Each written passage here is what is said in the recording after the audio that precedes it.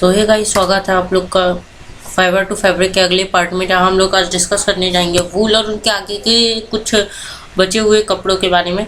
तो बेसिकली हम लोग ने पिछले बार इस चैप्टर में कॉटन के बारे में पढ़ा था और क्लोथ्स की जरूरी ये पढ़ा था और टाइप्स ऑफ क्लोथ्स पढ़े थे। पर लोग ने कुछ थोड़ा बहुत फाइबर का भी पढ़ा था। कॉटन का काफ़ी ज़्यादा पढ़ा था, इसलिए मैंने कॉटन का ही बस इसमें कवर किया। बाकी सारे छोटे छोटे हैं, तो उनको अभी अपन लोग कुछ देर में कवर कर लेंगे। तो अब मैं आपसे एक वो बोलने जा रहा हूँ, क्योंकि देखो टाइम लगता है वीडियो बनाने में। पीडीएफ मैं खुद अपने हाथों से बना रहा हूँ। प्लीज़ थोड़ा सा मदद करिएगा, सब्सक्राइब लाइक सब करते रहिए। तो आगे चलते हैं। वूल एक फाइबर है जो किससे ड्राइव है? हेयर ऑफ शीप के और कुछ अदर एनिमल जैसे हो गए गोट, याक। और removing the wool from sheep using a special clipper is called sharing. मतलब जबकि वूल शीप की बॉडी से हटाते हैं तो उसे शेयरिंग कहते हैं। स्पेशल क्लिपर, अब वो स्पेशल क्लिपर क्या कहते हैं? उनको भी शेयर कहते हैं। आफ्टर शेयरिंग के बाद जो वूल है उसको पैक किया जाता है बेल्स के अंदर और उसे मिल्स तक ट्रांसपोर्ट कर दिया जाता है। और यहाँ पे उन्हें क्लीन करके फिर उन्हें कंघी मतलब एक मशीन द्वारा उसमें कंघी की जाती है और फिर उन्हें सेपरेट करके एक फाइबर में स्पन किया जाता है, मतलब घुमाया जाता है। ये जो फाइबर है इसको फिर वो करके नेट करके क्लोथ बनाया जाता है। वोवन मतलब मैंने आपको बताया था पिछली बार। मैं अभी आगे और उसके बारे में डिस्कस करने वाला हूँ, तो चिंता मत कीजिए। नहीं पता है तो नहीं पता। और बेसिकली अगर आपने पिछली वीडियो नहीं देखी है तो मैं आपको रिकमेंड करता हूँ कि इस वीडियो को देखने से पहले आप पिछली वीडियो देख लें। ठीक है, आगे चलते हैं। निटिंग और वीविंग डिफरेंट है। हाँ, मैंने बताया था निटिंग और वीविंग डिफरेंट है। वीविंग कुछ इस प्रकार में होती है अपनी, और निटिंग को सिर्फ एक ही फाइबर के में कर सकते हैं, जैसे मम्मी अपनी चोटी बनाती है अपने एक ही बाल के उसको लेके। ठीक है, निटिंग के अंदर एक सिंगल यार्न ही यूज होता है कपड़े बनाने के लिए, पर वीविंग के अंदर दो सेट चाहिए होते हैं यार्न के कपड़े बनाने के लिए। निटिंग के हाथ से की जाती है या फिर मशीन से। वूल जो है वो फ्लफी होती है और इसलिए एयर को बाहर निकाल के रखती है, मतलब अंदर आने नहीं देती है। एयर बैड कंडक्टर है हीट का, इसलिए वूल जो है बहुत ज़्यादा हीटेड रखती है अपन लोग को। क्लोथ्स जो वूल से बनते हैं इसलिए कोल्ड क्लाइमेट या कोल्ड रीजन में पहने जाते हैं। वूल कारपेट, फेल्ट और अपहोल्स्ट्री के लिए भी यूज़ होती है। कारपेट के तो आपको पता होगा, अपहोल्स्ट्री मतलब असबाब होता है। आप थोड़ा देख लीजिएगा गूगल में, मेरे को इतना नहीं पता। हिस्ट्री, ह्यूमन ने शीप और अदर एनिमल को डोमेस्टिकेट करना बहुत साल पहले स्टार्ट किया था और उसी समय उन्होंने वूल का भी इन्वेंशन किया था क्लोथिंग के लिए और कई फैब्रिक के लिए। ठीक है, और जो आज के समय में ऑस्ट्रेलिया सबसे बड़ा प्रोड्यूसर है वूल का वर्ल्ड में, कि उसे किसने फॉलो किया है? न्यूजीलैंड ने, फिर चाइना ने, और इंडिया टॉप 10 वूल प्रोड्यूसर की उसमें आता है वर्ल्ड में। सिल्क किसको पसंद नहीं है? अपने शाइनी अपीयरेंस के लिए सिल्क किसको पसंद नहीं है? पर एक कारण है जिसके कारण कई लोग को पसंद नहीं आता, और खासकर एनिमल राइट एक्टिविस्ट को। मैंने उस कारण को भी डिस्कस किया। सिल्क किससे ऑब्टेन होता है? कुकून से। किसके? सिल्कवॉर्म से। सिल्कवॉर्म जो है उन्हें मलबरी ट्रीज की लीव्स में बिठाया जाता है, जो फिर उन्हें वो खा के एक ककून बनाने लग जाते हैं और एक कंटिन्यूस थ्रेड बनाते हैं अपने आसपास 800 मीटर तक। अब 800 मीटर लॉन्ग अगर एक सिल्कवॉर्म बना सकता है तो फिर कितने सारे सिल्कवॉर्म की वो होती है खेती। जो कुकून है उसको फिर बॉईल किया जाता है वाटर में सिल्कवॉर्म को मारने के लिए, और फिर उनको हटा के उससे सिल्कवॉर्म ऑब्टेन किया जाता है। और अब इस प्रोसेस को, मतलब इस रियरिंग को जिसमें सिल्कवॉर्म को यूज़ किया जाता है सिल्क के प्रोडक्शन के लिए, उसे सेरीकल्चर कहते हैं।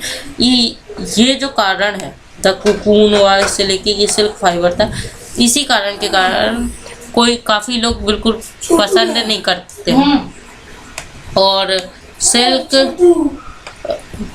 सिल्क जो है और आगे देखते हैं, सिल्क ग्रेटली प्राइस किया जाता है यहाँ बिकॉज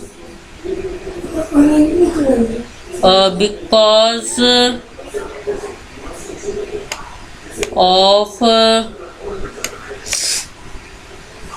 its शाइनी अपीयरेंस। अपने शाइनी अपीयरेंस के लिए बहुत ज़्यादा प्राइस किया जाता है। चिंता नहीं, आपके जो PDF दूंगा उसमें कोई दिक्कत नहीं होगी। History silk was first developed in China possibly 5000 to 8000 years ago। From China silk reached India. China से इंडिया आया सिल्क, फिर मिडल ईस्ट, फिर यूरोप। फिर ये ट्रेड इतनी बड़ी थी कि जो मेजर सेट था ट्रेड का यूरोप और एशिया के बीच में, तो उसे क्या नाम दे दिया गया, सिल्क रूट। सिल्क काफ़ी एनिमल राइट एक्टिविस्ट के अंडर आ चुकी है, क्योंकि वही यार सिल्क वॉर्म को बेचारों को इतने होते हुए पानी में डाल देते हैं। ये है कुछ सिल्क वॉर्म। सिल्क वॉर्म कुछ ऐसे दिखते हैं, सोता हुआ बेचारा। और ये है उनके कोकून्स, इन्हीं के दोस्त के होंगे।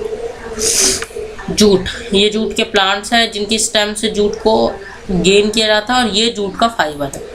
ठीक है, जूट एक लॉन्ग सॉफ्ट और शाइनी प्लांट फाइबर होता है जिन्हें कोर्स में स्पन किया जाता है। स्ट्रॉन्ग थ्रेड्स होती है उनकी, और ये किससे प्रोड्यूस किया जाता है, स्टीम से। जूट सबसे ज़्यादा सस्ता नेचुरल फाइबर है, और कुछ मतलब इनकी जो कुछ प्रॉपर्टीज है उनमें इंक्लूड है बायोडिग्रेडेबिलिटी, मतलब ये माइक्रोब्स और एक्ट किए जा सकते हैं, और ये डिकम्पोज अच्छे से जल्दी हो जाते हैं। ड्यूरेबिलिटी, ये बहुत ज़्यादा ड्यूरेबल, इतनी जल्दी टूटते नहीं। स्ट्रेंथ, बहुत ज़्यादा ताकतवर है। हाँ, ताकतवर कह सकते हैं, मतलब काफ़ी भारी भारी चीज़ें उठा लेते हैं फिर भी ये टूटते नहीं। इट इज़ यूज टू मतलब ये पैकिंग मटेरियल को स्टोर करने के लिए भी यूज़ किए जाते हैं।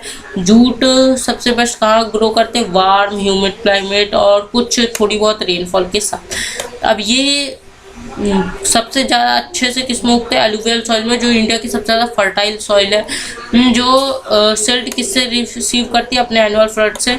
ठीक है, इन एनुअल फ्लड मतलब हर साल जो फ्लड आते हैं उनसे इससे सिल्ट मिलता है, और सिल्ट के कारण ये बहुत ज़्यादा फर्टाइल हो जाती है। इंडिया में सोइंग जो है वो फरवरी से मार्च के बीच में की जाती है।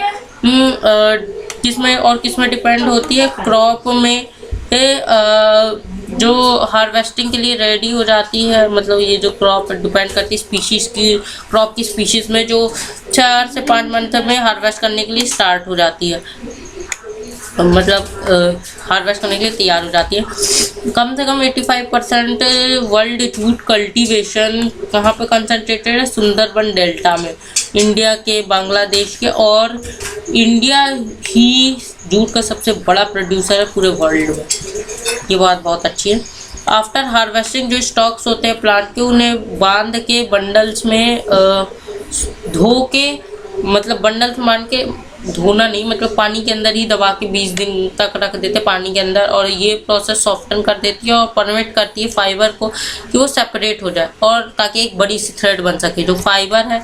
फिर उसको स्ट्रिप किया जाता है लॉन्ग बड़े बड़े स्ट्रैंड्स में, और फिर उनको साफ पानी में धो के 2 से 3 दिन के लिए सुखाया जाता है। जैसे यहाँ लिखा है, after 2 to 3 days of drawing जो फाइबर है उसे बांध के बंडल्स में बांध के मिल्स तक सेंड कर दिया जाता है। Jute second most important fibre है कॉटन के बाद।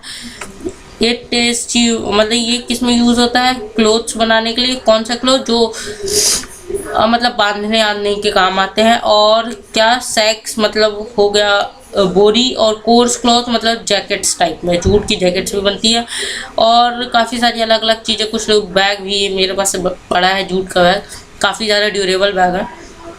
जो फाइबर है उसको किस में वूव किया जाता है, कर्टेन्स में, चेयर कवरिंग्स में, कारपेट्स में। हेसियन क्लोथ से एक पतला सा जूट के कपड़ों की लेयर होती है, और लिनोलियम टाइल्स होती है। टाइल्स का ही एक वो होता है जिसमें बैकिंग की जाती है, मतलब नीचे जूट लगाया जाता है। सिंथेटिक फाइबर भी 2 प्रकार के होते हैं, नायलॉन और पॉलिस्टर। ये ऑरेंज वाला क्लोथ नायलॉन का बना है, और ब्लू वाला पॉलिस्टर का। नायलॉन और पॉलिस्टर 2 अलग अलग क्लोथ है, फिर भी इनकी प्रॉपर्टीज बहुत ज़्यादा सेम है, और ये दोनों एक ही चीज़ से बने हैं, पेट्रोल और प्लास्टिक से। जैसे यहाँ लिखा है कि नायलॉन और polyester are synthetic fibres, they are actually plastic made from chemicals. ये एक्चुअली प्लास्टिक है, और ये काफ़ी ज़्यादा किससे ऑब्टेन किया जाता है, पेट्रोल से। जो प्लास्टिक है वो पहले हीट किया जाता है फिर उसे पिघलाया जाता है और एक स्पिनरेट नाम के डिवाइस में उसे डाला जाता है, जिसके अंदर फाइन होल्स होते हैं, जिससे जो लॉन्ग थ्रेड्स होती है जो मतलब उससे बाहर निकलती है और उसे सूखने दिया जाता है और सॉलिडिफाई करते हैं। और फिर कई सारे ये जो थ्रेड्स होते हैं उनको फिर एक साथ ट्विस्ट किया जाता है यार्न बनाने के लिए। और फिर उसके बाद उसे किससे बनाया जाता है? Synthetic cloth. सिंथेटिक क्लोथ्स की खास बात है कि वो इतनी जल्दी रिंकल नहीं होते और बहुत जल्दी सूख जाते हैं और काफ़ी स्ट्रॉन्ग होते हैं, पर ये ब्रीथ नहीं कर सकते। मैंने बोला ना, आपको पिछली वीडियो पहले देखनी होगी, फिर उसके बाद आप ये सब जान पाओगे ब्रीथ क्या होता है। ब्रीथ मैंने पिछली वीडियो में बताया था कि ब्रीथ नहीं कर पाते ये लोग। मैं इस वीडियो में डिस्कस नहीं करूँगा, आपको पिछली वीडियो ही देखनी पड़ेगी। और इनके अंदर कम स्पेस रहती है, इसलिए ये जो मतलब नेचुरल फाइबर के मुकाबले इनके अंदर कम स्पेस होती है और इसलिए ये लोग इतने ज़्यादा अच्छे से ब्रीथ नहीं कर पाते। और ये सांस वाला ब्रीथ नहीं है, इसलिए मैं बोल रहा हूँ कि आप पिछली वीडियो ज़रूर देखिए, मैं आपको रिकमेंड कर रहा हूँ। और ये स्वेट को भी एब्जॉर्ब नहीं कर सकते और इसलिए ये सूटेबल नहीं है हॉट और ह्यूमिड वेदर को पहनने के लिए। और ये दे कैन ऑल्सो मिक्स में, हाँ इनकी एक खास बात है कि ये नेचुरल फाइबर के साथ मिक्स हो जाते हैं, जैसे कॉटन और वूल, जिनके अंदर स्ट्रेंथ ये लोग डाल देते हैं और ये फिर ब्रीथ करने लग जाता है और स्वेट को भी एब्जॉर्ब करते हैं। तो आज की वीडियो हम लोग ज़्यादा ना बढ़ाते हुए यहीं पे ख़त्म करते हैं। तो मैं आपसे सबसे पहले बोल रहा हूँ कि आप लाइक कीजिए, सब्सक्राइब कीजिए, शेयर कीजिए अपने दोस्तों तक। अपने दोस्तों पे जुल्म मत डालिए, उनको भी पढ़ने दीजिए थोड़ा बहुत, वरना बेचारे फेल हो जाएंगे। ठीक है, आज के लिए बस इतना ही, चलता हूँ मैं, बाय बाय।